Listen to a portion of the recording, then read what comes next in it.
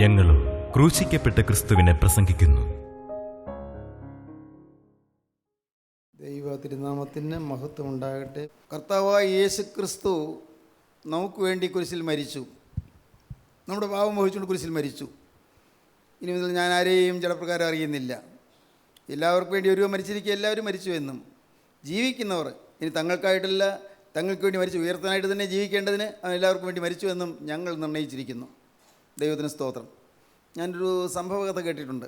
ഉദാഹരണ കഥയാണ്, അങ്ങനെ നടന്നോന്നറിയാൻ പാടില്ല. ഒരു വനപ്രദേശം, വിശാലമായ വനമാണ്, നല്ല ധാരാളം വൃക്ഷങ്ങളും ധാരാളം കാടുകളും എല്ലാം ഉള്ളൊരു വനം. ഇടയ്ക്ക് അവിടെ കാട്ടുതീ കത്താറുണ്ട്. ആ മനുഷ്യൻ നോക്കുമ്പോൾ മുമ്പിൽ തന്നെ കാട്ടുതീ കത്തി വരുന്നു. അയാൾ പേടിച്ച് പുറകോട്ട് ഓടിയപ്പോൾ പിറകിലും കാട്ടുതീ വരുന്നു. വലത്തോട്ടും ഇടത്തോട്ടും അയ്യോ, ചുറ്റും കാട്ടുതീ. എന്തു ചെയ്യും? ചാകും. മൃഗങ്ങൾ ചാകുന്നു, വലിയ മൃഗങ്ങൾ, ഘോര മൃഗങ്ങൾ ചാകുന്നു, വലിയ മരങ്ങൾ കത്തിത്തീരുന്നു, എല്ലാം കരിക്കട്ടയായിത്തീരുന്നു. വലിയ വനം കത്തിക്കൊണ്ടിരിക്കുകയാണ്. നോക്കിയിട്ടൊരു പോംവഴിയും കാണുന്നില്ല. പെട്ടെന്നൊരു ബുദ്ധി തോന്നി. അവൻ അവിടെ തൊട്ടടുത്ത കുറേ ഭാഗം മുഴുവൻ പുല്ല്, ഉണങ്ങിയ പുല്ല് നിൽക്കുന്നുണ്ട്. ഉണങ്ങിയ പുല്ല് കുറേ ഭാഗം മുഴുവൻ. ആ ഉണങ്ങിയ പുല്ലിന് അവൻ്റെ കയ്യിലുള്ള ലൈറ്റർ എടുത്ത് അവൻ ഉണങ്ങിയ പുല്ലിന് തീ കൊടുത്തു. ഉണങ്ങിയ പുല്ലായതുകൊണ്ട് പെട്ടെന്ന് കത്തി തീർന്നു. ഇനി അവിടെ കനലുണ്ടാവില്ല, തീക്കനലില്ല. കാരണം പുല്ലല്ലേ, തീക്കനലില്ല, ചാരമായി. പെട്ടെന്ന് അവിടെ മുഴുവൻ കത്തി തീർന്നു. കാട്ടുതീ കത്തി വരികയാണ്. ഇവിടെ ഒരു തീ കത്തുന്നുണ്ട്. പക്ഷേ ഇത് തീ കത്തി പെട്ടെന്ന് കിട്ടു. ആ കത്തിയ സ്ഥലത്തേക്ക് അവൻ കയറി നിന്നു. ഇനി അവിടെ കത്താനൊന്നുമില്ല. കത്തിയ സ്ഥലത്തേക്ക് അവൻ കയറി നിന്നു. ചുറ്റും കത്തുന്നുണ്ട്, പക്ഷേ അവൻ്റെ അടുക്കലേക്ക് തീ വരുന്നില്ല. ചുറ്റും മുഴുവൻ കത്തിക്കൊണ്ടിരിക്കുകയാണ്. മൃഗങ്ങൾ കരിഞ്ഞു വീഴുന്നു, പക്ഷികൾ പോലും കരിഞ്ഞു വീഴുന്നു. അവനൊരു കേടുമില്ല. എന്താണ് കാരണം? കത്തിത്തീർന്ന സ്ഥലത്തേക്ക് അവൻ കയറി നിന്നു. ഇതൊരു ഉദാഹരണ കഥയാണ്, പക്ഷേ അതിൻ്റെ ആശയം നിങ്ങൾക്ക് മനസ്സിലായി കാണും. ഒരിക്കലായിട്ട് ദൈവകോപത്തിൽ കത്തിത്തീർന്ന കർത്താവായ യേശുക്രിസ്തുവിൽ നാം ആയാൽ നമുക്ക് രക്ഷയുണ്ട്. ദൈവകോപം യേശുവിനുള്ള കോപമല്ല, പാവത്തോടുള്ള കോപമാണ്. എൻ്റെയും നിങ്ങളുടെയും പാവം വഹിച്ചതുകൊണ്ട് പിതാവായ ദൈവത്തെ അങ്ങോട്ട് നോക്കാൻ കഴിയുകയില്ല. അശുദ്ധിയുള്ളിടത്തേക്ക് പിതാവിന് നോക്കാൻ കഴിയുകയില്ല. എൻ്റെയും നിങ്ങളുടെയും ജീവിതത്തിലെ അശുദ്ധിയും ദ്രവ്യാഗ്രഹവും സ്വാർത്ഥതയും അഹങ്കാരവും തന്നിഷ്ടവും ധിക്കാരവും എല്ലാം കർത്താവ് വഹിച്ചതുകൊണ്ട് പിതാവായ ദൈവത്തിന് അങ്ങോട്ട് നോക്കാൻ പറ്റുന്നില്ല. അതാണ് എൻ്റെ ദൈവമേ നീ എന്നെ കൈവിട്ടതെന്ന് വിളിക്കാൻ കാരണം. ദൈവം കൈവിട്ടതുകൊണ്ടല്ല, പിതാവിന് നോക്കാൻ സാധിക്കുകയില്ല. അതുപോലെ ഭയങ്കരമായ പാപത്തിൻ്റെ ഭീകരാവസ്ഥ എല്ലാം കർത്താവായ യേശുക്രിസ്തുവിൻ്റെ മേൽ ചുമത്തപ്പെട്ടിരിക്കുന്നു. കർത്താവ് അതെല്ലാം ഏറ്റുവാങ്ങിയിരിക്കുന്നു. ദൈവത്തിന് സ്തോത്രം. പ്രിയപ്പെട്ടവരെ, അവിടെ ദൈവകോപത്തിൽ വെന്തിരിഞ്ഞ് നിൽക്കുന്ന കർത്താവായ യേശുക്രിസ്തുവിൽ നാം ആയി കഴിഞ്ഞാൽ, ആ കത്തിക്കഴിഞ്ഞ സ്ഥലത്തേക്ക് കയറി നിന്നാൽ നമുക്ക് ഈ കാട്ടുതീയിൽ നിന്ന് രക്ഷപ്പെടാം, പൈശാചിക തീയിൽ നിന്ന് രക്ഷപ്പെടാം. കത്തിക്കഴിഞ്ഞ ഒരു സ്ഥലമുണ്ട്. കർത്താവിന് സ്തോത്രം. പ്രിയപ്പെട്ടവരെ, കർത്താവായ യേശുക്രിസ്തു ക്രൂശിൽ മരിച്ചു. ആ ക്രൂശിൻ്റെ ചുവട് അവിടെ ദൈവകോപത്തിൽ കത്തി എരിഞ്ഞതാണ്. പാവത്തോടുള്ളതായ ദൈവത്തിൻ്റെ കോപം, പാപിയുള്ളതായ സ്നേഹം, ആ ദൈവകോപത്തിൽ കത്തി എരിഞ്ഞതായ പിതാവായ ദൈവത്തിൻ്റെ സ്നേഹം, ദൈവകോപത്തിൽ കത്തി എരിഞ്ഞതായ ആ കർത്താവായ യേശുക്രിസ്തുവിൻ്റെ ആ ത്യാഗം, അവിടെ നമുക്ക് ഷെൽറ്ററുണ്ട്, അവിടെ നമുക്ക് അഭയമുണ്ട്, അവിടെ നമുക്ക് രക്ഷാസങ്കേതമുണ്ട്. പ്രിയപ്പെട്ടവരെ, ഇത് വാക്കാൽ പറഞ്ഞാലും നിങ്ങളിത് എങ്ങനെയാണ് അനുഭവിക്കുക? പ്രായോഗികമായിട്ട് എങ്ങനെയാണ് അനുഭവിക്കുക? നിങ്ങൾ വിശ്വസിക്കുക, എൻ്റെ ഈ പാപങ്ങളെല്ലാം യേശു വഹിച്ചു കഴിഞ്ഞിരിക്കുന്നു. ഞാൻ നുണ പറഞ്ഞത്, ഞാൻ ചിലരെ വഞ്ചിച്ചത്, ചിലർക്ക് ദോഷം ചെയ്തത്, കുടുംബത്തിൽ കലക്കമുണ്ടാക്കിയത്, മാതാപിതാക്കളെ അനുസരിക്കാത്തത്, ഭാര്യയെ വേദനിപ്പിച്ചത്, ഭർത്താവിനെ ദുഃഖിപ്പിച്ചത്, മക്കളെ വേണ്ടതുപോലെ ഗവനിക്കാതിരുന്നത്, അവരെ സഹായിക്കാതിരുന്നത്, അവരെ വാത്സല്യിക്കാതിരുന്നത്, എൻ്റെ കർത്താവേ, ഞാൻ ജോലികൾ ചെയ്യാതിരുന്നത്, ചുമതലാബോധമില്ലാതെ ഞാൻ ജോലി ചെയ്യുന്നിടത്ത് ഉഴപ്പനായി പോയത്, കിട്ടുന്ന ശമ്പളം മാത്രം അതുമാത്രമാണ് ലക്ഷ്യമാക്കി ജോലി ചെയ്യാതെ ഉഴപ്പി ജീവിച്ചത്, തെറ്റുകൾ ഏറെയുണ്ട് കർത്താവേ, ഒട്ടേറെ തെറ്റുകൾ. ഇതെല്ലാം എൻ്റെ കർത്താവേ ഇപ്പോൾ ഇതാ കുരിശിന്മേലായിരിക്കുന്നു. അതെല്ലാം വഹിച്ചുകൊണ്ട് ആ ശിക്ഷ എൻ്റെ യേശു ഏറ്റിരിക്കുന്നു. ഞാനിതാ സ്വതന്ത്രനായി തീർന്നിരിക്കുന്നു. കർത്താവിന് സ്തോത്രം. പാപത്തിന് വേണ്ടി യേശുക്രിസ്തു ക്രൂശിൽ മരിച്ചു. എന്നാൽ പാപത്തിന് വേണ്ടി യേശുക്രിസ്തു ക്രൂശിൽ മരിച്ചതുപോലെ നമ്മുടെ ജീവിതത്തിൽ പാപത്തിന് മരിക്കണം. ഡെഡ് അൺടു സിൻ, പാപത്തിന് മരിക്കണം. ഡെഡ് ഫോർ സിൻ, പാപത്തിന് വേണ്ടി മരിച്ചു. ഡെഡ് അൺടു സിൻ, പാപത്തിൽ മരിക്കണം, പാപത്തിന് മരിക്കണം. ഡെഡ് അൺടു സിൻ, പാപത്തിന് മരിക്കണം. 1 പത്രോസ് 2:24 വായിക്കാം. 1 പത്രോസ് 2:24. നാം പാപം സംബന്ധിച്ച് മരിച്ച് നീതിക്ക് ജീവിക്കേണ്ടതിന് അവൻ തൻ്റെ ശരീരത്തിൽ നമ്മുടെ പാപങ്ങളെ ചുമന്നുകൊണ്ട് ക്രൂശിന്മേൽ കയറി അവൻ്റെ അടിപ്പിണരാൽ നിങ്ങൾക്ക് സൗഖ്യം വന്നിരിക്കുന്നു. നാം പാപം സംബന്ധിച്ച് മരിച്ച്, പാപത്തിന് മരിച്ച്, പാപം സംബന്ധിച്ച് മരിച്ച് നീതിക്ക് ജീവിക്കേണ്ടതിന് അവൻ തൻ്റെ ശരീരത്തിൽ നമ്മുടെ പാപങ്ങളെ ചുമന്നുകൊണ്ട് കുരിശിന്മേൽ കയറി അവൻ്റെ അടിപ്പിണരുകളാൽ നമുക്ക് സൗഖ്യം വന്നിരിക്കുന്നു. പാപം സംബന്ധിച്ച് മരിക്കുന്നു, പാപത്തിന് മരിക്കുന്നു. ഡെഡ് അൺടു സിൻ, പാപത്തിന് മരിക്കുന്നു. ഡെഡ് ഫോർ സിൻ, ക്രിസ്തുവിൻ്റെ ക്രൂശ്. ഡെഡ് അൺടു സിൻ, പാപത്തിന് മരിക്കുന്നു. പാവിയായിരുന്നു, പക്ഷേ ആ പാപം സംബന്ധിച്ച് മരിച്ചു കഴിഞ്ഞു. നല്ലപോലെ മദ്യപിക്കുന്ന മനുഷ്യനാണ്, അയാൾ മരിച്ചു. അയാൾ മരിച്ചു കിടക്കുന്നിടത്ത്, ഡെഡ് ബോഡി എടുത്ത് ഒരു ഗ്ലാസ് മദ്യം കൊണ്ടുവച്ചു. അനക്കമില്ല.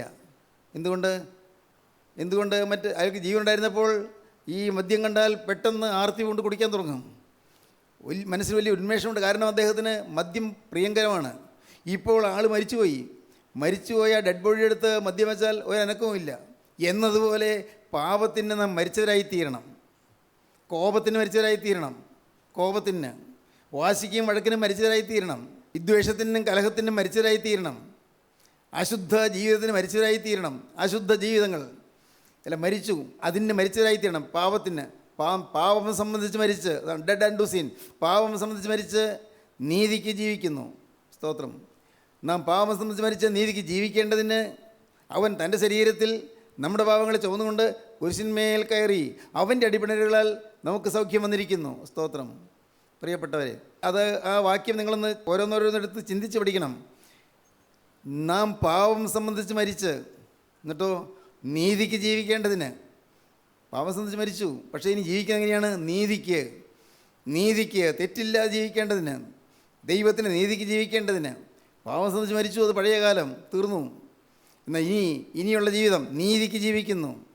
ഇനി കളങ്കമില്ല, എല്ലാ പാവവും യേശു ഏറ്റെടുത്തു. ഇനി കളങ്കമില്ല, ഇനി പാവമില്ല, ഇനി അശുദ്ധിയില്ല, ഇനി എല്ലാ പാവവും മരിച്ചു കഴിഞ്ഞിരിക്കുന്നു. ഇത് നമ്മുടെ സ്വന്തമായിട്ട് റിയലൈസ് ചെയ്യണം, സ്വന്തമായി നാം അനുഭവിക്കണം, സ്വന്തമായിട്ട് നമുക്ക് അനുഭവിക്കാൻ സാധിക്കണം. വെറുതെ ഒരാൾ പ്രസംഗിച്ചുകൊണ്ടൊന്നും കിട്ടില്ല. നിങ്ങളിത് അവനവൻ ആവശ്യക്കാരനാണെങ്കിൽ അത് അവനവൻ അനുഭവിക്കണം. പാവം സംബന്ധിച്ച് മരിച്ചിരിക്കുന്നു, പാവം സംബന്ധിച്ചോളം ഞാൻ മരിച്ചിരിക്കുന്നു. പണ്ട് എനിക്ക് പാവം എന്ന് പറഞ്ഞാൽ അത് വലിയ പേടിയായിരുന്നില്ല. ഇന്ന് കോപിക്കാൻ തുടങ്ങുമ്പോഴേക്കും ഞാൻ ഞെട്ടിപ്പോകുന്നു. അയ്യോ കർത്താവേ, പിശാച് വരുന്നതിന് രക്ഷിക്കണേ. ഇന്ന് ഒരു അശുദ്ധ പടം കാണുമ്പോഴേക്കും അയ്യോ കർത്താവേ, രക്ഷിക്കണേ, എൻ്റെ കണ്ണുകളെ നീ കാത്തുകൊള്ളണമേ. ഇന്ന് അരുതാത്ത ഒരു കാര്യത്തിൽ ഇടപെടേണ്ടി വരുമ്പോൾ, ആരോടെങ്കിലും സംസാരിക്കേണ്ടി വരുമ്പോൾ, ഏതെങ്കിലും വാശിയോ വഴക്കോ പിണക്കമോ ഏതെങ്കിലും വരാൻ തുടങ്ങുമ്പോൾ അപ്പോൾ അയ്യോ എൻ്റെ കർത്താവെ രക്ഷിക്കണമേ, പാവത്തിന് മരിച്ചിരിക്കുന്നു. അതിൻ്റെ പ്രേരണ പിന്നെയും വന്നുകൊണ്ടിരിക്കും. കാരണം അതിൻ്റെ വേര് പോയിട്ടില്ല, അതിൻ്റെ റൂട്ട് മാറിയിട്ടില്ല, വേര് പോറിയിട്ടില്ല. ആ വേര് കത്തി ദഹിച്ചു പോകേണ്ടതാണ്. അതിന് നിരന്തരമായി പ്രാർത്ഥന ആവശ്യമാണ്. പാവത്തിൻ്റെ വേര് പോയിട്ടില്ല. പാവത്തിൻ്റെ ശിഖരങ്ങളും കൊമ്പുകളും തടികളും മാറി വെട്ടിക്കളയുന്നു. പക്ഷേ ഇനിയും അതിൻ്റെ വേരുണ്ട്.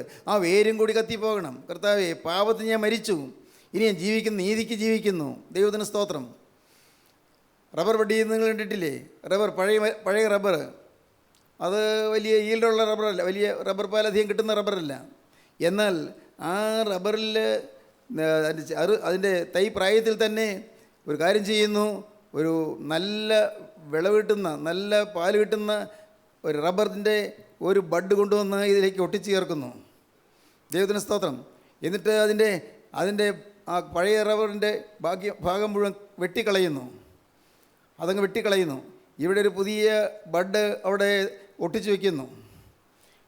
നല്ല കൃഷിക്കാരൻ എന്നും അതിൻ്റെ ചുവട്ടിൽ ചെല്ലും, നോക്കുമ്പോൾ അതിൻ്റെ മുളകൾ മുളച്ചു വരുന്നു. പുതിയതിൻ്റെ മുളകൾ അതിങ്ങനെ മുളച്ചു വരികയാണ്. ആ പുതിയ ബഡ് മുളച്ചു വരുന്നു. സൂക്ഷിച്ച് നോക്കുന്നുണ്ട് അറിയാം, പഴയതിൻ്റെ ആ വെട്ടി കളഞ്ഞെടുത്തുന്ന ചെറിയ പൊട്ട്, ചെറിയ മുകുളങ്ങൾ ചെറുതായി പൊടിച്ചു വരുന്നു. ഉടനെ ആ പൊടിച്ചു വരുന്ന പഴയതിൻ്റെ എല്ലാം അങ്ങ് കളയുന്നു. അതിനുശേഷം അറുത്ത് കളയുന്നു, അല്ലെങ്കിൽ ശേഷം അത് ചെത്തി കളയുന്നു, അല്ലെങ്കിൽ കൈ കൊണ്ട് അത് പിരിച്ച് കളയുന്നു. ദൈവത്തിന് സ്തോത്രം. പ്രിയപ്പെട്ടവരെ, പിന്നീട് ഓരോ പ്രാവശ്യം നോക്കുമ്പോഴും പഴയതിൻ്റെ വല്ലതും വരുന്നുണ്ടെന്ന് നോക്കുന്നേ ഇല്ല. പഴയതിൻ്റെ വരുന്നുണ്ട്, പക്ഷേ അത് കളയുന്നു. പുതിയത് വളർന്നു വരുന്നു. അങ്ങനെ പിന്നെ ഈ പഴയത് കൂടെ കൂടെ ഇങ്ങനെ അടർത്തി കളയുന്നത് മൂലം, പഴയതിൻ്റെ മുളകളെല്ലാം അടർത്തി കളയുന്നത് മൂലം പുതിയത് നല്ലതുപോലെ വളർന്നു വരുന്നു. അതിന് നല്ല ഈൽഡ് കിട്ടുന്നു, അതിന് നല്ല റബ്ബർ പാൽ ധാരാളമായി കിട്ടുന്നു. അത് പുതിയ റബ്ബറാണ്, അത് ഒട്ടിച്ചേർത്ത റബ്ബറാണ്. പഴയത് കെട്ടുപോയി, പഴയതിലിപ്പോൾ പഴയ ഒന്നും വരുന്നില്ല. അങ്ങനെ സ്ഥിതിയുണ്ട് നമ്മുടെ ജീവിതത്തിൽ. എന്നും നോക്കണം, പഴയതിൻ്റെ വല്ല പൊടിപ്പുമുണ്ടോ? ദൈവത്തിന് സ്തോത്രം. ഞാൻ ഓർക്കുന്നു, ഞാൻ ആദ്യം ഇവിടെ റബ്ബർ കൃഷി ചെയ്ത സമയത്ത് എന്നും ഞാൻ ചെല്ലുമായിരുന്നു, റബ്ബർ ഓരോ മരത്തിൻ്റെ ചോട്ട് ചെല്ലുമായിരുന്നു. എന്നിട്ട് ഈ പഴയതിൻ്റെ മുളച്ച് വരുന്ന പൊടിച്ച് വരുന്നതെല്ലാം അടർത്തി കളയുമായിരുന്നു. എന്നാലും ചിലപ്പോൾ ഞാൻ അറിയാതെ ചിലത് പൊടിച്ചു വരും. അത് വളർന്നു പോയാൽ എന്ത് പറ്റും അറിയാമോ? ഈ പുതിയത് അതിൻ്റെ ആക്കം കുറയും, അതിൻ്റെ വളർച്ച കുറയും, അതിൽ നിന്ന് പാൽ കിട്ടുകയില്ല. ഈ എല്ലാം കൂടി ഇങ്ങനെ പൊടിച്ച് വളർന്നുകൊണ്ടിരിക്കും. അതുകൊണ്ടാണ് ഓരോന്നിങ്ങനെ അടർത്തി കളയുന്നത്. ദൈവത്തിന് സ്തോത്രം. ഇത് നിങ്ങൾക്ക് മനസ്സിലാകുന്ന കാര്യമല്ലേ? നമ്മുടെ ജീവിതത്തിൽ പഴയതിൻ്റെ എല്ലാം അടർത്തി കളഞ്ഞുകൊണ്ടിരിക്കണം. പക്ഷേ വെട്ടിക്കളയണം, തലച്ചം വെട്ടിക്കളയണം. അതിൻ്റെ ആ പഴയ താഴ്ത്തേടിയുടെ അറ്റം വെട്ടിക്കളയണം. എന്നിട്ട് പുതിയത് വളരാൻ അനുവദിക്കണം. ഇന്ന് നമ്മിൽ പലരും കർത്താവായ യേശുക്രിസ്തു ക്രൂശിൽ മരിച്ചു എന്ന് പറഞ്ഞുകൊണ്ടിരിക്കുന്നതല്ലാതെ അതിൻ്റെ ഗീതങ്ങൾ പാടും, പ്രാർത്ഥനകൾ ചൊല്ലും. പക്ഷേ എൻ്റെ ജീവിതത്തിലെ പഴയത് വെട്ടിക്കളഞ്ഞിരിക്കുന്നു എന്നൊരു ഉറപ്പ് കിട്ടുന്നില്ല. വെട്ടിക്കളയണം. അവിടെ ദാക്ഷിണ്യം വേണ്ട, അവിടെ യാതൊരു കാരുണ്യവും വേണ്ട. പഴയതെല്ലാം വെട്ടിക്കളയും. പഴയ കോപം, ഇന്നെനിക്ക് തോന്നുന്നു നമ്മുടെ അനേകം ആളുകളെയും നശിപ്പിച്ചുകൊണ്ടിരിക്കുന്നത് കോപമാണെന്ന്. അത് പിശാചാണ്, ഭ്രാന്താണ്. കോപം ഒരു കാര്യവും വേണ്ട, വെറുതെ കോപിക്കുന്നു. എന്തിന് അറിയാൻ പാടില്ല, വെറുതെ കോപം വരികയാണ്. പെട്ടെന്ന് കോപം വരുന്നു. പ്രിയപ്പെട്ടവരെ, ഇന്ന് ഇത് കേട്ടുകൊണ്ടിരിക്കുമ്പോൾ നിങ്ങൾ തീരുമാനം എടുക്കണം. കോപം ഇനി എന്നെ തൊടാൻ സമ്മതിക്കുകയില്ല. എന്ത് എതിരായ കാര്യങ്ങൾ വന്നാൽ പോലും ഞാൻ കോപിക്കുകയില്ല. തീരുമാനിക്കണം, കോപിക്കരുത്. ദൈവത്തിന് സ്തോത്രം. ഒരു ഭരണകർത്താവ് കോപിക്കരുത്. ഒരു സ്ഥാപനം ഭരിക്കുന്നയാൾ കോപിക്കരുത്. കോപിച്ചാൽ തോറ്റു എന്നാണ് എൻ്റെ അർത്ഥം. കർത്താവിന് സ്തോത്രം. പ്രിയപ്പെട്ടവരെ, ജീവിതത്തിൽ ഒരിക്കലും കോപിക്കലും തീരുമാനിക്കണം. കോപം ഒരു ഭയങ്കര പിശാചാണ്. വലിയ പാപമായിട്ട് ആരും കാണുന്നില്ല. ഞാൻ ന്യായമായതല്ലേ കോപിച്ചെന്നാണ് ചിന്തിക്കുന്നത്. എനിക്ക് വേറെ വഴക്കൊന്നുമില്ലല്ലോ, ഞാൻ കോപിച്ചത് എൻ്റെ സ്വഭാവം, അതെൻ്റെ ന്യായമായിട്ടല്ലേ എന്നാണ് ചിന്തിക്കുന്നത്. എന്നാൽ പിശാചിൻ്റെ കളിയാണത്. പിശാച് നിങ്ങളെ നശിപ്പിക്കുന്നതാണ്. കോപിക്കരുത്. ഭാര്യ കോപിക്കരുത്, ഭർത്താവ് കോപിക്കരുത്, മക്കൾ കോപിക്കരുത്, മാതാപിതാക്കളും കോപിക്കരുത്, കൂടെ ജോലി ചെയ്യുന്നവർ കോപിക്കരുത്. ആരെങ്കിലും പ്രകോപിപ്പിക്കുന്ന രീതിയിൽ പറഞ്ഞാൽ പോലും നമുക്ക് കോപം വരരുത്. ആ കോപം വരാത്ത രീതിയിൽ നമ്മുടെ പഴയ മനുഷ്യൻ ക്രൂശിക്കപ്പെട്ടിരിക്കണം. സ്തോത്രം. പാപത്തിന് വേണ്ടി ക്രൂശിൽ മരിച്ചു. പാപത്തിന് നാം മരിക്കണം. Dead unto sin. പാപത്തിന് നാം മരിക്കണം, പാപം സംബന്ധമായി മരിക്കണം. എന്നിട്ടോ നീതിക്ക് ജീവിക്കണം. വലത്ത് ഭാഗത്തെ കള്ളൻ്റെ കുരിശ് പാപം സംബന്ധിച്ച് മരിച്ച കുരിശാണ്. പാപം സംബന്ധിച്ച് മരിച്ചു. അതുവരെ പാപം ചെയ്തുകൊണ്ടിരിക്കുന്നവനാണ്. അവൻ കൊള്ളക്കാരനാണ്, അവൻ കവർച്ചക്കാരനാണ്. അവനും അവൻ്റെ കൂട്ടുകാരൻ രണ്ടുപേരും ഒരുപോലെ കൊലപാതകികളാണ്. അവരെല്ലാം ദുഷ്ടന്മാരാണ്, മൃഗീയ സ്വഭാവമുള്ളവരാണ്, മനുഷ്യനെ കൊല്ലാൻ മടിയുമില്ലാത്തവരായിരുന്നു, കവർച്ചകൾ നടത്തിയവരാണ്. എന്നാൽ ആ രണ്ട് കള്ളന്മാരിൽ ഒരു ഭാഗത്തെ കള്ളൻ, വലത്ത് ഭാഗത്തെ ആയിരിക്കണം, ഒരു ഭാഗത്തെ കള്ളൻ അവൻ പാപത്തിന് മരിക്കുന്നു. ക്രിസ്തുവിനെ അടുത്ത് കിട്ടിയപ്പോൾ അവൻ പാപത്തിന് മരിക്കുന്നു, പാപം സംബന്ധിച്ച് മരിക്കുന്നു. ദൈവത്തിന് സ്തോത്രം. പാപം സംബന്ധിച്ച് മരണം വരുന്നു. പ്രിയപ്പെട്ടവരെ, നമ്മുടെ ജീവിതത്തിൽ പാപത്തിൽ നിന്ന് മരിക്കുന്നതായി തീരണം. വലത്ത് ഭാഗത്തെ കള്ളൻ അവൻ പാപത്തിന് മരിച്ചു. കാരണം യേശുവിനെ അടുത്ത് കിട്ടി, യേശുവിനെ കണ്ടു, യേശുവിൻ്റെ ശബ്ദം കേട്ടു, യേശുവിൻ്റെ വചനം കേട്ടു. മറ്റൊന്നും കേട്ടില്ലേ? അതാണ് പറഞ്ഞു തരാം. സൂര്യപ്രകാശം കളിമണ്ണിലേറ്റാൽ കളിമണ്ണ് നല്ല കട്ടയായിത്തീരും. സൂര്യപ്രകാശം കളിമണ്ണിലേറ്റാൽ കളിമണ്ണ് നല്ല പരുക്കൻ കല്ലുപോലെയായിത്തീരും. സൂര്യപ്രകാശം വെണ്ണയിലേറ്റാൽ വെണ്ണ മൃദുവായി ഒഴുകാൻ തുടങ്ങും. ഒരേ സൂര്യപ്രകാശമാണ്. അതിലെ വലത്ത് ഭാഗത്തെ കള്ളൻ എന്ന് പറയുന്നവൻ്റെ അവൻ്റെ മേൽ കർത്താവായ യേശുക്രിസ്തുവിൻ്റെ സൂര്യപ്രകാശത്തിൻ്റെ കിരണകന്തളങ്ങൾ വന്ന് പതിഞ്ഞു. അപ്പോൾ സംഭവിച്ചത് എന്താണ്? അവൻ്റെ ഹൃദയം തകർന്നു, അവൻ്റെ ഹൃദയം അലിഞ്ഞു. അവന് മനസ്സിലായി, സാധാരണ മനുഷ്യനല്ല ഈ കിടക്കുന്നത്. ഞാനും ഇവനും, ഞങ്ങൾ കള്ളന്മാർ, ഞങ്ങൾ കൊള്ളക്കാരാണ്, ഞങ്ങൾ ന്യായമായ ശിക്ഷ അനുഭവിക്കുന്നു. പക്ഷേ ഈ കിടക്കുന്നത് സാധാരണയല്ല. ഇത്ര നേരവും ഈ കിടക്കുന്ന നടുവിലത്തെക്കുറിച്ച് കിടക്കുന്നയാൾ ഞങ്ങൾ കളിയാക്കിപ്പോയല്ലോ, ഞാനും ദുഷിച്ചു പോയല്ലോ, ദൈവമേ തെറ്റുപറ്റിപ്പോയല്ലോ. അവൻ അപ്പോൾ തന്നെ ആ ഇടതുഭാഗക്കളിനോട് വിളിച്ചു പറഞ്ഞു, അയ്യോ നീ ഇങ്ങനെ ചെയ്യരുത്, ദുഷിക്കരുത്, നാം ന്യായമായിട്ട് ശിക്ഷ അനുഭവിക്കുന്നു, ഇവനോ അല്ലതന്നെ ഇവൻ പാവവും ചെയ്തിട്ടില്ല. കിട്ടിയ സമയം കൊണ്ട് അവൻ സാക്ഷ്യം പറഞ്ഞു, കിട്ടിയ സമയം കൊണ്ട് അവൻ ഉപദേശിച്ചു, കിട്ടിയ സമയം കൊണ്ട് അവൻ സുവിശേഷം കൊടുത്തു. ലാസ്റ്റ് മൊമെൻറ്റ് അവൻ ആ അവസാന നിമിഷം അവൻ സുവിശേഷം കൊടുത്തു. ദൈവത്തിന് സ്തോത്രം. എന്തുണ്ടായി? ഇടതു ഭാഗത്തെ കള്ളൻ അവൻ, നീ ദൈവത്തിനെങ്കിൽ കുരിശിൽ നിറങ്ങി വാ, ഞങ്ങളെയും രക്ഷിക്കുക, നിന്നെയും രക്ഷിക്കുമെന്ന് പറഞ്ഞു. ആക്ഷേപിക്കുകയാണ്. ആ സമയത്ത് ആക്ഷേപിക്കുകയാണ് ഇടതുഭാഗത്തെ കള്ളൻ. എന്നാൽ വലതുഭാഗത്തെ കള്ളൻ പറയുന്നു, നാം സമശിക്ഷാവിധിയിലായിട്ടും നീ ദൈവത്തെ ഭയപ്പെടുന്നില്ലയോ? നാമോ ന്യായമായിട്ട് ശിക്ഷ അനുഭവിക്കുന്നു, ഇവനോ അരുതാത്തൊന്നും ചെയ്തിട്ടില്ല. കാരണം യേശുക്രിസ്തു ക്രൂശിൽ കിടന്ന് പറഞ്ഞ ആദ്യത്തെ വചനം അവൻ്റെ ഹൃദയത്തെ തകർത്തു. പിതാവേ, ഇവർ ചെയ്യുന്നത് എന്നതായെന്ന് ഇവർ അറിയായിയാൽ ഇവരോട് ക്ഷമിക്കണമേ എന്ന് പറഞ്ഞ് പ്രാർത്ഥിക്കുന്ന വചനം അവൻ്റെ ഹൃദയത്തെ തകർത്തു. എന്തൊരു സ്നേഹം! ഒരു സാധാരണ ഒരാൾക്ക് പറയാവുന്ന ചിന്തിക്കാവുന്ന സ്നേഹമല്ലിത്. എന്തൊരു പിതാവേ, ഇവർ ചെയ്യുന്നത് ഇന്നവർ അറിയായിയാൽ ഇവരോട് ക്ഷമിക്കണമേ. മുഖത്തേക്ക് തുപ്പുന്നവർ, കരണത്തടിക്കുന്നവർ, കവിളിന്ന് രോമങ്ങൾ പിഴുതെടുക്കുന്നവർ, ചങ്കിലേക്ക് കുന്തം കൊണ്ട് കുത്തുന്നവർ, കൈകളും കാലുകളും ഇരുമ്പാണി കൊണ്ട് തുളച്ച് മരത്തോട് ചേർത്ത് അടിച്ചവർ, ചാട്ടുവാറുകൊണ്ട് ആഞ്ഞാഞ്ഞ് പ്രഹരിച്ചവർ, ശിരസിൽ മുൾമുടിയേറ്റ് ഏൽപ്പിച്ചവർ, എന്തോ ഒരു ഭീകരമായ യാതനയായിരുന്നു. അതെല്ലാം ഏറ്റിട്ടും മറുത്ത് പറയാതെ ഒരക്ഷരം മിണ്ടാതെ പറയേണ്ടത് പിതാവിനോട് പറയുകയാണ്, പിതാവേ, ഇവർ ചെയ്യുന്നത് എന്നതെന്ന് ഇവർ അറിയാകില്ലല്ലോ, ക്ഷമിക്കണമേ എന്ന്. ആ ശബ്ദം കേട്ടപ്പോൾ വലതുഭാഗത്തെ കള്ളൻ്റെ ഹൃദയം അലിഞ്ഞു, അവൻ തകർന്നു. അവൻ മനസ്സിലായി, സാധാരണ മനുഷ്യനല്ല ഇവൻ, ന്യായമായിട്ട് ശിക്ഷ അനുഭവിക്കുന്നതല്ല, ഞാമോ ന്യായമായിട്ട് ശിക്ഷ അനുഭവിക്കുന്നു. ഇവൻ അങ്ങനെയല്ല, ഇവൻ അരുതാത്ത ഒന്നും ചെയ്തിട്ടില്ല. അവൻ്റെ കൂട്ടുകാരനെ ഉപദേശിച്ചു, കൂട്ടുകാരനോട് സാക്ഷ്യം പറഞ്ഞു, ഇവൻ അരുതാത്തൊന്നും ചെയ്തിട്ടില്ലെന്ന് സാക്ഷ്യം പറഞ്ഞു. എന്നിട്ടോ അവൻ പറഞ്ഞു, മിശിഹ, നീ രാജ്യത്വം പ്രാപിച്ചു വരുമ്പോൾ എന്നെക്കൂടെ നീ ഓർത്തുകൊള്ളണമേ. സ്തോത്രം. അവസാന നിമിഷത്തിൽ അവൻ പറയുകയാണ്, നീ രാജ്യത്വം പ്രാപിച്ചു വരുമ്പോൾ എന്നെക്കൂടെ നീ ഓർത്തുകൊള്ളണമേ. സ്തോത്രം. പ്രിയപ്പെട്ടവരെ, അവന് വിശ്വാസമായി. ഈ മുൾമുടിയേറ്റ് കടന്നുപോയവൻ രാജഗിരിയുടെ ജോഡി വരുമെന്നവന് വിശ്വാസമായി. എങ്ങനെ കിട്ടി ഈ വിശ്വാസം? അത് ദൈവത്തിന് ആത്മാവ് കൊടുക്കുന്ന വിശ്വാസമാണ്. അവന് ആ ചുരുങ്ങിയ സമയം കൊണ്ട് ഒരു വിശ്വാസം വന്നു, രാജത്വം പ്രാപിച്ച് മടങ്ങി വരുമെന്ന്. ഇപ്പോൾ ഒരു യാചകനെ പോലെയോ അല്ല, ഒരു കുറ്റവാളിയെ പോലെയോ അല്ല, ഒരു കവർച്ചക്കാരനെ പോലെയോ കടന്നു പോകുന്നെങ്കിലും, മുൾമുടിയേറ്റ് കടന്നു പോകുന്നെങ്കിലും, ആക്ഷേപിക്കപ്പെട്ട് കടന്നു പോകുന്നെങ്കിലും, എല്ലാവരും പരിഹസിക്കപ്പെട്ട് കടന്നു പോകുന്നെങ്കിലും, സകലരും കുക്കി വിളിച്ചുകൊണ്ട് ഈ സമയത്ത് കടന്നു പോകുന്നെങ്കിലും രാജഗിരിയുടെ ചൂടി മടങ്ങി വരുന്നവന് മനസ്സിലായി.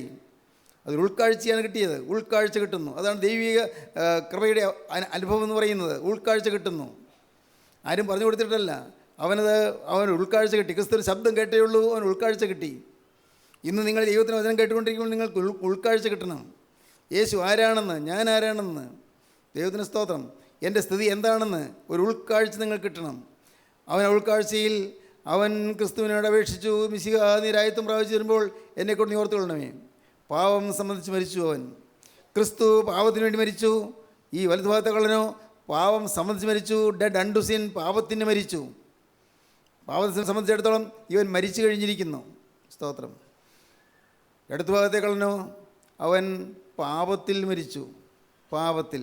എഫേസ്യ 2:1 നമുക്ക് വായിക്കാം. അതിക്രമങ്ങളാലും പാപങ്ങളാലും മരിച്ചവരായിരുന്ന നിങ്ങളെയും അവൻ ഉയർപ്പിച്ചു.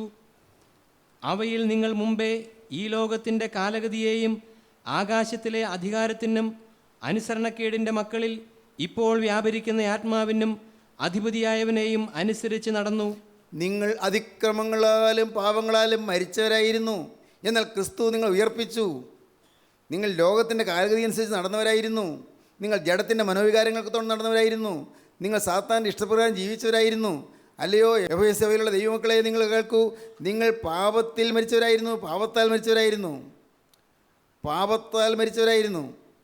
ഒന്ന്, പാപത്തിന് വേണ്ടി മരിച്ചു. ക്രിസ്തു പാപത്തിന് വേണ്ടി മരിച്ചു. 2, വലതുഭാഗത്തെ കള്ളൻ പാപത്തിന് മരിച്ചു, പാപം സംബന്ധമായി മരിച്ചു. 3, ഇടതുഭാഗത്തെ കള്ളൻ പാപത്തിൽ മരിച്ചു, പാപത്താൽ മരിച്ചു. ആത്മാവ് മരിച്ചിരിക്കുന്നു, പാപത്താൽ മരിച്ചിരിക്കുന്നു. വളരെ ഗൗരവമേറിയൊരു കാര്യം പറഞ്ഞോട്ടെ പ്രിയപ്പെട്ടവരെ, നിങ്ങൾ കൂടെ വചനം കേൾക്കാൻ വരുന്നുണ്ടല്ലോ. അനേകരും ഇന്നറിയുന്നില്ല പാപത്താൽ മരിച്ചു കിടക്കുന്നു എന്ന്. പാപത്താൽ മരിച്ചു കിടക്കുന്നു, പാപത്തിൽ മരിച്ചു കിടക്കുന്നു. തീർച്ചയായിട്ടും നിങ്ങൾ കരയുന്നുണ്ട്. പല ലോകകാര്യങ്ങൾ ഓരോന്നോർത്തും കരയുന്നുണ്ട്. കരയാനുള്ള വിഷയങ്ങൾ ധാരാളമുണ്ട്, കഷ്ടപ്പാടുണ്ട്. തീർച്ചയായിട്ടും അനേകം ദുരിതങ്ങളുണ്ട്, തീർത്താൽ തീരാത്ത വേദനാ വിഷയങ്ങളുണ്ട്. പക്ഷേ നിങ്ങൾ പാപത്തിൽ മരിച്ചിരിക്കുന്നതായ കാര്യം ആരും അറിയുന്നില്ല. പാപത്തിൽ മരിച്ചിരിക്കുന്നു. ദൈവത്തിന് സ്തോത്രം. പാപത്തിൽ മരിച്ചിരിക്കുന്നു. അതിക്രമങ്ങളാലും പാപങ്ങളാലും മരിച്ചതായി നിങ്ങളെയും അവൻ ഉയർപ്പിച്ചു. മരിച്ചു കിടക്കുകയായിരുന്നു, പക്ഷേ ഉയർത്തെഴുന്നേൽപ്പിച്ചു. ഇത് വിശ്വസിക്കണം. ഞാൻ ഉയർത്തെഴുന്നേറ്റ ഒരു മനുഷ്യനാണ്. ഞാൻ പഴയ മനുഷ്യനല്ല. പഴയ മനുഷ്യൻ്റെ തായ്തണ്ട് വെട്ടിക്കളഞ്ഞിട്ട് ഒരു പുതിയ മനുഷ്യനോട് എന്നെ ഒട്ടിച്ചേർത്തിരിക്കുന്നു, ക്രിസ്തുവിനോട് ഒട്ടിച്ചേർത്തിരിക്കുന്നു. ഞാനൊരു പുതിയ മനുഷ്യനാണ്, പഴയ വെട്ടിക്കളഞ്ഞിരിക്കുന്നു. അതിക്രമങ്ങളാലും പാപങ്ങളാലും ഞാൻ മരിച്ചവനായിരുന്നു. ഇത് നിങ്ങൾ സ്വന്തമായിട്ട് അനുഭവിക്കണം. പാപങ്ങളാൽ മരിച്ചവനായിരുന്നു, ആത്മാവ് മരിച്ചു കിടക്കുകയായിരുന്നു, ആത്മാവിൽ മരണം വന്നിരുന്നു. വചനം കേൾക്കുമ്പോൾ തകർച്ച കിട്ടാത്ത എന്തുകൊണ്ടാണ്? ആത്മാവിൽ മരിച്ചു കിടക്കുന്നതുകൊണ്ടാണ്. വചനം കേൾക്കുമ്പോൾ തഴമ്പിച്ചതുപോലെ ഹൃദയത്തിലേക്ക് വചനം ഏശാതെ വരുന്നത് എന്തുകൊണ്ടാണ്? ആത്മാവ് മരിച്ചിരിക്കുന്നു. പണ്ടങ്ങനെ ആയിരുന്നില്ലല്ലോ. ഒന്ന് പ്രാർത്ഥിക്കാതിരിക്കുമ്പോഴേക്കും ആത്മാവ് വരുന്നു, പെട്ടെന്ന് തകർന്ന് കരയുന്നു. ഇന്നങ്ങനെ കിട്ടാത്ത എന്തുകൊണ്ടാണ്? പണ്ട് ദൈവസന്നിധിയിലിരിക്കുമ്പോഴേക്കും പെട്ടെന്ന് ആത്മാവ് വന്ന് നിറകണ്ണുകളാൽ ദൈവത്തെ കണ്ടുകൊണ്ട്, ദൈവത്തെ സ്നേഹിച്ചുകൊണ്ട് ദൈവത്തെ സ്തുതിക്കുന്നു. ഇന്നതങ്ങനെ കിട്ടുന്നില്ലല്ലോ. എന്താണ് കാരണം? ഇന്ന് പാപങ്ങളിൽ മരിച്ചു കിടക്കുന്നു, പാപങ്ങളാൽ മരിച്ചു കിടക്കുന്നു, അതിക്രമങ്ങളാലും പാപങ്ങളാലും മരിച്ചു കിടക്കുന്നു. പ്രിയപ്പെട്ടവരെ, എന്നാൽ നിങ്ങൾക്ക് വാസ്തവമായി കുറ്റബോധം കിട്ടിയാൽ നിങ്ങൾക്ക് ഹൃദയത്തിന് തകർച്ച കിട്ടും. ക്രിസ്തുവിനെ നോക്കിയാൽ നിങ്ങൾക്ക് തകർച്ച കിട്ടും. ഈ യേശു ഒരു പാപവും ചെയ്യാത്ത യൂത്രൻ എനിക്ക് വേണ്ടി ക്രൂസിൽ മരിച്ചല്ലോ എന്നുള്ള സത്യം ഗ്രഹിച്ചാൽ നിങ്ങളുടെ ഹൃദയം തകരും. ദൈവത്തിന് സ്തോത്രം. നിങ്ങൾ അങ്ങനെ ഒന്ന് ചെയ്തു നോക്കൂ. യേശു ക്രിസ്തു എനിക്ക് വേണ്ടി ക്രൂസിൽ മരിച്ചിരിക്കുന്നു എന്ന് വിശ്വസിച്ചുകൊണ്ട് നിങ്ങൾ തനിയെ കർത്താവിൻ്റെ ഭാഗത്തിൽ നിന്ന് ഇരുന്ന് നോക്കൂ. കാണാം നിങ്ങളുടെ ഹൃദയം കണ്ണീര് കൊണ്ട് ഇങ്ങനെ ഒഴുകുന്നത്, ഹൃദയം തകർന്ന് കണ്ണീരൊഴുകുന്നത്. നിങ്ങളുടെ ഹൃദയത്തിൽ തകർച്ച വരും. നിങ്ങളുടെ ഹൃദയത്തിൽ ന്യായീകരണം ഒന്നും കിട്ടില്ല. ഒരു ന്യായീകരണം വരില്ല. ഒരവകാശവാദവുമില്ല. ന്യായീകരണം ഒന്നുമില്ല. യോ കർത്താവേ, ഞാൻ ഒരു ലോസ്റ്റ് സിന്നർ, ഞാൻ നഷ്ടപ്പെട്ടൊരു പാപിയാണ്. കർത്താവേ, ഞാനൊരു പൂവർ സിന്നർ, ഞാൻ ഒരു നിസ്സാരനായ പാപിയാണ്. എൻ്റെ കർത്താവേ, ഐ എം സോ റച്ചഡ് എൻ്റെ കർത്താവേ, ഞാൻ എത്രയും നികൃഷ്ടൻ. കർത്താവേ, I M rotten through and through, ഞാൻ മുഴുവനും ചീഞ്ഞവൻ. ദൈവത്തിന് സ്തോത്രം. ഇത് അപ്പോസ്തലൻ പറയുന്ന വാക്കുകളാണ് ഞാൻ പറയുന്നത്. റോട്ടൺ ത്രൂ ആൻഡ് ത്രൂ, എല്ലാം തകർത്ത് കളഞ്ഞവനാണ്, എല്ലാം നശിപ്പിച്ച് കളഞ്ഞവനാണ്. പാപത്തിൽ മരിച്ചു കിടക്കുന്നവർ. ഇടത്ത് ഭാഗത്തെ കള്ളൻ പാപത്തിൽ മരിച്ചു കിടന്നു. ദൈവത്തിന് സ്തോത്രം. അവൻ അങ്ങനെ കടന്നുപോയി. അവന് യേശു അടുത്ത് കിട്ടിയത് അവൻ ഉപയോഗപ്പെട്ടില്ല. ദൈവത്തിന് സ്തോത്രം. നിങ്ങൾ നോക്കൂ, ഇന്ന് ലോകത്തുള്ള മനുഷ്യരിൽ അനേകരും പാപത്തിൽ മരിച്ചു കിടക്കുകയാണ്. വളരെ ചുരുക്കം പേര് പാപത്തിന് മരിച്ചവരാണ്, പാപസംബന്ധമായി മരിച്ചവരാണ്. പാപസംബന്ധമായി മരിക്കുന്നതിന് കാരണം കർത്താവായ യേശു ക്രിസ്തു പാപത്തിന് വേണ്ടി മരിച്ചു എന്നുള്ളതാണ്. 3 കുരിശുകൾ. ഇന്ന് ഈ 3 കുരിശ് നിങ്ങളുടെ മുമ്പിൽ കാണിച്ചു തരികയാണ്. ഈ 3 കുരിശ്. നടുവിലത്തെ കുരിശ് പാപത്തിന് വേണ്ടി മരിച്ച കുരിശ്, വലതു ഭാഗത്തെ കുരിശ് പാപം സംബന്ധിച്ച് മരിച്ച കുരിശ്, ഇടതു ഭാഗത്തെ കുരിശ് പാപത്തിൽ മരിച്ച കുരിശ്. സ്തോത്രം. നിങ്ങളിത് ഏതിൽപ്പെടും? പാപത്തിന് മരിച്ചവരാണോ അതോ പാപത്തിൽ മരിച്ചവരാണോ? എന്നാൽ പാപത്തിൽ മരിച്ചവന് ഇപ്പോൾ വന്ന് മാറാം. അവനിപ്പോൾ വലത്തേതിൻ്റെ അനുഭവത്തിലേക്ക് വരാം. പാപം സംബന്ധിച്ച് മരിച്ച അനുഭവത്തിലേക്ക് വരാം. പാപത്തിന് മരിച്ചു, പാപം സംബന്ധിച്ച് മരിച്ചു. ഇനി എങ്ങനെ ജീവിക്കുന്നത്? എങ്ങനെയാണ്? യേശുവിന് വേണ്ടി ജീവിക്കുന്നു. പാപം സംബന്ധിച്ച് മരിച്ച് നീതിക്ക് ജീവിക്കേണ്ടതിന് അവൻ തൻ്റെ ശരീരത്തിൽ നമ്മുടെ പാപങ്ങളെ ചുമന്നുകൊണ്ട് കുരിശിന്മേൽ കയറി അവൻ്റെ അടിപ്പിണരാൽ നമുക്ക് സൗഖ്യം വന്നിരിക്കുന്നു. ഹല്ലേലൂയ, ദൈവത്തിന് സ്തോത്രം. ഇന്ന് ഇത് കേട്ടുകൊണ്ടിരിക്കുമ്പോൾ തന്നെ നിങ്ങൾക്ക് ഈ അനുഭവം പ്രാപിക്കാം. ഇനി നിങ്ങൾ ഒരു കാരണവശാലും അലങ്കോലപ്പെട്ടു പോകരുത്. ഒരു കാരണവശാലും നിങ്ങൾ സംശയിച്ചു പോകരുത്. യേശു ക്രിസ്തുവിൻ്റെ കൃപയാൽ ഇന്ന് ജീവൻ്റെ സുവിശേഷം നിങ്ങൾ അറിയിച്ചിരിക്കുകയാണ്. ആ വലതു ഭാഗത്തെ കള്ളനെ പോലെ നിങ്ങൾക്ക് ഇന്ന് മാനസാന്തരപ്പെട്ടിരിക്കാം. ഇന്ന് നീ എന്നോട് പ്രതിസരിക്കും എന്നാണ് കർത്താവ് പറഞ്ഞത്. ഇന്ന് നീ എന്നോട് പ്രതിസരിക്കും. ഇതുവരെയോ കൊള്ളക്കാരനാണ്, കവർച്ചക്കാരനാണ്, ദുരാഗ്രഹിയാണ്, അവൻ കൊലപാതകിയാണ്. പക്ഷേ കർത്താവ് പറയുന്നു, ഇന്ന് നീ എന്നോട് പ്രതിസരിക്കും. ദൈവത്തിന് സ്തോത്രം. ദൈവത്തിൻ്റെ വലിയ നാമം മഹത്വപ്പെടട്ടെ. സഹോദരങ്ങളെ, നിങ്ങൾ എന്ത് പറയുന്നു? ഈ അനുഭവം നിങ്ങൾക്ക് വേണമോ? ഈ ഭാഗ്യാനുഭവം നിങ്ങൾക്ക് വേണമോ? ക്രിസ്തുവിനെ നിങ്ങൾ കൈക്കൊള്ളണമോ? ഇതാ നിങ്ങളുടെ തൊട്ടടുത്ത് യേശു വന്നിട്ടുണ്ട്. ഹല്ലേലൂയ, ദൈവത്തിന് സ്തോത്രം. തൊട്ടരികത്ത് യേശു വന്ന് നിൽക്കുന്നുണ്ട്. ഇന്ന് ഈ മഹത്വമേറിയ ദിവസം നിങ്ങൾക്ക് സമർപ്പിക്കാം, നിങ്ങൾക്ക് തീരുമാനമെടുക്കാം. സ്തോത്രം. കർത്താവിൻ്റെ വാക്ക് പറയാം. കർത്താവേ, ഇത്രയും കാലം ഒന്നും അറിയാത്തതിനെ പോലെ ജീവിച്ചു, വചനം കൂടെ കേട്ടിട്ട് ഒന്നും ഗ്രഹിക്കാത്തതിനെ പോലെ ജീവിച്ചു. അതാ ഇന്ന് ഈ നിസ്സാര ജീവിതം അവിടുത്തെ കൈകളിലേക്ക് ഞാൻ കൈമാറുന്നു. യേശുവേ, ഇനി മുതൽ ഞാൻ പുതിയ സൃഷ്ടി. കർത്താവേ, സംശയമില്ല, ഇനി പഴയതിലേക്കില്ല. പഴയതെല്ലാം തീർന്നു. കർത്താവേ, ഇപ്പോൾ മനസ്സലിഞ്ഞ് നാഥ ഇപ്പോൾ കരുണ തോന്നി. കർത്താവേ, ഇപ്പോൾ ഈ പാവിയായ എൻ്റെ ഉള്ളത്തിലേക്ക് അവിടുന്ന് എഴുന്നള്ളി വരണമേ. പ്രാർത്ഥിക്കൂ പ്രിയപ്പെട്ടവരെ, നിങ്ങൾ പ്രാർത്ഥിക്കൂ ദൈവത്തോട്. കർത്താവേ, ഇപ്പോൾ നീ മനസ്സലിഞ്ഞ് എൻ്റെ ഹൃദയത്തിലേക്ക് എഴുന്നള്ളി വരണമേ. ഈ പാവിയായ മനുഷ്യൻ്റെ ഹൃദയത്തിലേക്ക് എഴുന്നള്ളി വന്ന് എൻ്റെ ഉള്ളത്തിൽ നീ സ്ഥിരവാസം ഉറപ്പിക്കണമേ.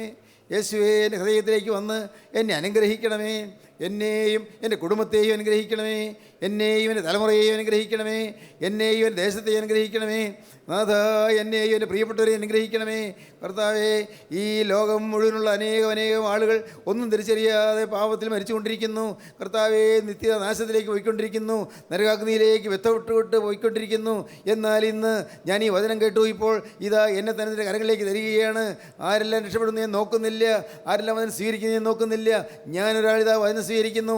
എൻ്റെ ഉള്ളത്തിലേക്ക് നീ എഴുന്നള്ളി വരണമേ. എൻ്റെ പഴയ മനുഷ്യൻ മരിച്ച് ഒരു പുതിയ മനുഷ്യൻ ജീവിക്കുന്ന സാക്ഷാത്തായ അനുഭവത്തിലേക്ക് എന്നെ കൊണ്ടുവരണമേ. പാപത്തിൽ മരിച്ചു കിടക്കുന്നവരെ പാപത്തിന് മരിച്ചവരാക്കി തീർക്കുവാൻ ക്രൂസിൽ മരിച്ച യേശുവേ, നിന്റെ കരങ്ങളിലേക്ക് ഞാൻ തന്നെ സമർപ്പിക്കുന്നു. ഇപ്പോൾ തൃക്കരം നീട്ടി എൻ്റെ മേൽ തൃക്കരം വെക്കണമേ. പ്രാർത്ഥിക്കൂ പ്രിയപ്പെട്ടവരെ. യേശുവിനോട് പറയൂ, അടുത്ത് നിൽക്കുന്ന യേശുവിനോട്, തൊട്ടടുത്ത് നിൽക്കുന്ന യേശുവിനോട് നിങ്ങൾ പറയൂ, യേശുവേ, ഇപ്പോൾ തന്നെ നിൻ്റെ രക്തം പുരണ്ട കരയുടെ തലമേൽ വെക്കണമേ. ആണിപ്പാടുള്ള കരൻ്റെ തലമേൽ വെക്കണമേ. എൻ്റെ മേൽ തൃക്കരം വെച്ച് എന്നെ ആശീർവദിക്കണമേ, എന്നെ അനുഗ്രഹിക്കണമേ. പാപത്തിൻ്റെ എല്ലാ കുരുക്കുകൾ അഴിഞ്ഞു പോകട്ടെ, പൈശാചിക ബന്ധനങ്ങൾ മാറിപ്പോകട്ടെ, പിശാചിന്റെ നെടുങ്കോട്ടകൾ തകർന്നു പോകട്ടെ. യേശുവേ, എന്നെ സാത്താൻ്റെ വലയിൽ നിന്ന് വിടുവിക്കണമേ, സാത്താൻ്റെ കടികളിൽ നിന്ന് വിടുവിക്കണമേ, പാപത്തിൻ്റെ സഹോദരങ്ങളിൽ നിന്ന് വിടുവിക്കണമേ. കർത്താവേ, ഒരു പുതിയ ജീവൻ നയിപ്പാൻ, വിശുദ്ധിയുടെ പുതിയ ജീവൻ നയിപ്പാൻ എനിക്ക് നീ ഭാഗ്യം തരണമേ. പ്രാർത്ഥിക്കൂ, സമർപ്പിക്കൂ. അങ്ങനെ വാസ്തവമായി തീരുമാനമെടുത്തുകൊണ്ട് കർത്താവിൻ്റെ കരങ്ങളിലേക്ക് ജീവിതം കൊടുക്കുന്നവർ അവർ മാത്രം കരങ്ങൾ ഉയർത്തട്ടെ.